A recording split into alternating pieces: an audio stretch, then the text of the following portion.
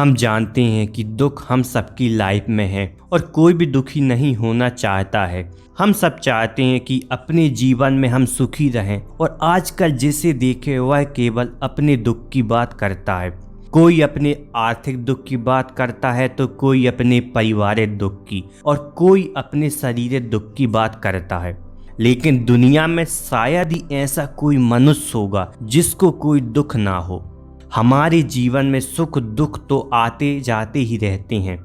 हम कभी अपने दुख के लिए कभी ईश्वर को तो कभी किस्मत को और कभी दूसरों को दोषी ठहराते हैं, जबकि सच्चाई यह है कि हर मनुष्य अपने दुख को स्वयं उत्पन्न करता है, लेकिन इस बात को कोई मानना नहीं चाहता। तो आज इस वीडियो में एक ऐसी कहानी के बारे में बताऊंगा जिससे आपको पता चलेगा कि हमारे जीवन में दुख क्यों आता है, दुख का क्या कारण है। तो इससे पहले कि आप इस कहानी में डूब जाएं, आप एक ऐसे स्थान पर बैठ जाएं जहां आपको कोई डिस्टर्ब ना करे। एक बार महात्मा बुद्ध किसी गांव में प्रवचन दे रहे थे। वे अपनी बात को समाप्त करते हुए बोले, मानव के दुख का कारण है स्वयं को किसी से बांधना। जहाँ भी मोह होता है, बंधन होता है, वहाँ दुख स्वयं ही उत्पन्न हो जाता है। अतः अपने बंधनों को जाने और उनसे बाहर निकलने का प्रयास करें। इसके बाद उन्होंने सभी लोगों को आशीर्वाद दिया और फिर अपने आश्रम को लौट गए। अगले दिन उनसे एक व्यक्ति मिलने आया। वह बुद्ध को दंडवत करते हुए बोला, बुद्ध, मैंने कल आपका उपदेश सुना। आपकी बातें मेरे हृदय में उतर गईं। मैंने अपने बंधनों को तोड़ दिया है, सारी मोह माया का त्याग कर दिया है। अब मैं आपकी शरण में आना चाहता हूँ। उस व्यक्ति की बात सुनकर बुद्ध मुस्कुराए और धीरे से बोले, मुझे विस्तार से बताओ वत्स, तुमने कौन कौन से बंधन तोड़े हैं और किसका मोह त्याग दिया है। वह व्यक्ति बोला, मेरे घर में मेरे बूढ़े माता पिता और पत्नी हैं। मेरा एक छोटा सा बच्चा भी है। मेरी पत्नी बहुत ही बीमार रहती है।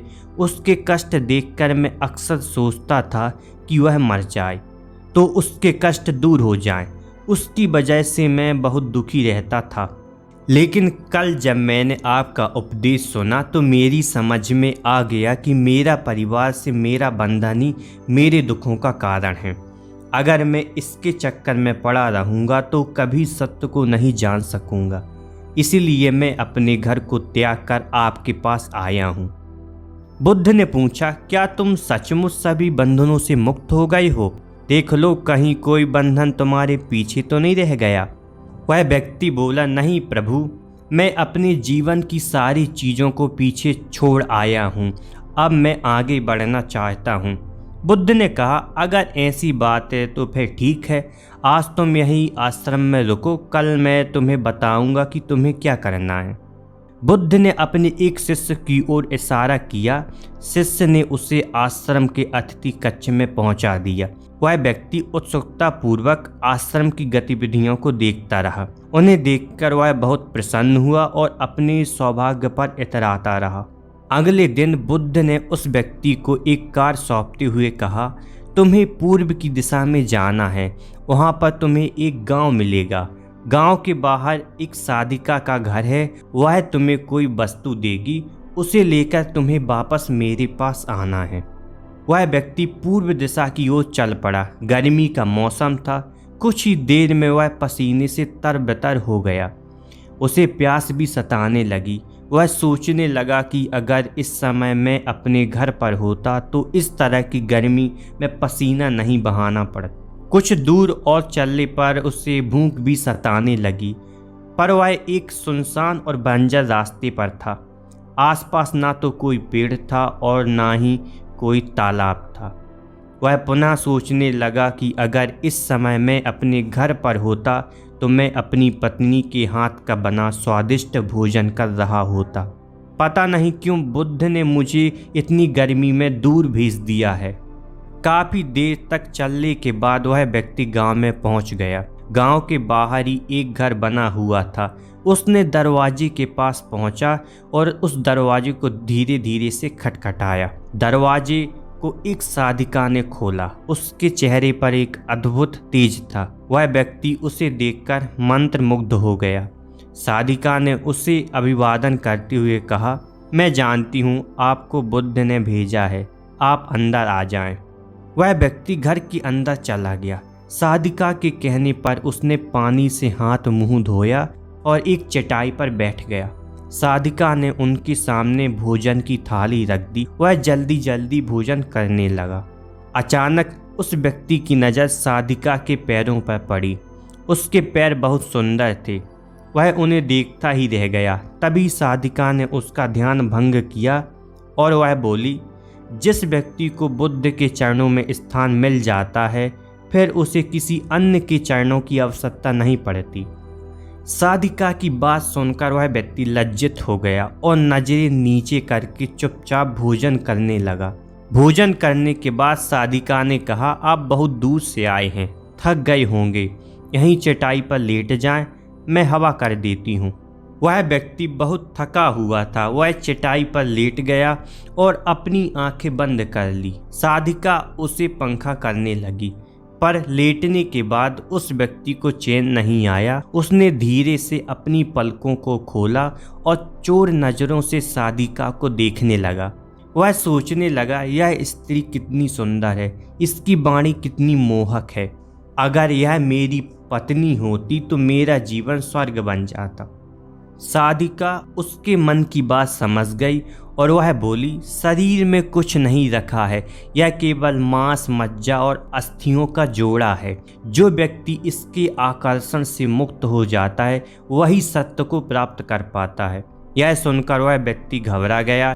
वह चटाई से उठ बैठा और बोला, अब मुझे बुद्ध के पास जाना चाहिए। कृपया आप मुझे वह सामान दे दो जिसके लिए बुद्ध ने मुझे यहाँ भेजा था। साधिका ने मुस्कुराकर जवाब दिया, बुद्ध ने आपको जिस कार्य के लिए भेजा था वह पूर्ण हो चुका है। साधिका की यह बात उस व्यक्ति को समझ में नहीं आई और वह दरवाजे की ओर चल पड़ा। दरवाजे के पास पहुंचकर वह एक क्षण के लिए रुका और पलटकर बोला, क्या आप अंतर्यामी हैं? आपने मेरे मन की बातें कैसे समझ ली? वह स्त्री मुस्कुराते हुए बोली, बुद्ध की कृपा से मैं मोह माया से ऊपर उठ चुकी हूँ, इसीलिए भावनाओं से निर्लिप्त हूँ और किसी के चेहरों को देखकर उसके मन में उठने वाले विचारों को समझ लेती हूँ। उसकी बातें सुनकर वह व्यक्ति एक बार पुनः लज्जित हुआ और सोचने लगा कि जिस स्त्री ने सच्चे मन से मेरा सत्कार किया, मैं उसके बाद में क्या क्या सोचता रहा। उसके बाद वह बुद्ध के आश्रम की ओर लौट पड़ा।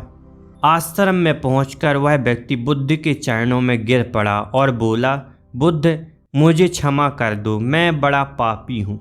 उसकी बात सुनकर बुद्ध मुस्कुराए और बोले, मैंने तुम्हें साधिका के पास इसलिए भेजा था ताकि तुम अपने पाप को देख सको। अब तुम मुझे बताओ, क्या तुम सचमुच मोह और माया को त्याग चुके हो? वह व्यक्ति कुछ नहीं बोला। वह अपनी नजरें नीचे किए हुए चुपचाप खड़ा रहा। बुद्ध ने कहा, बाहरी बंधन और मोह को त्यागने से हम बंधन मुक्त नहीं होते।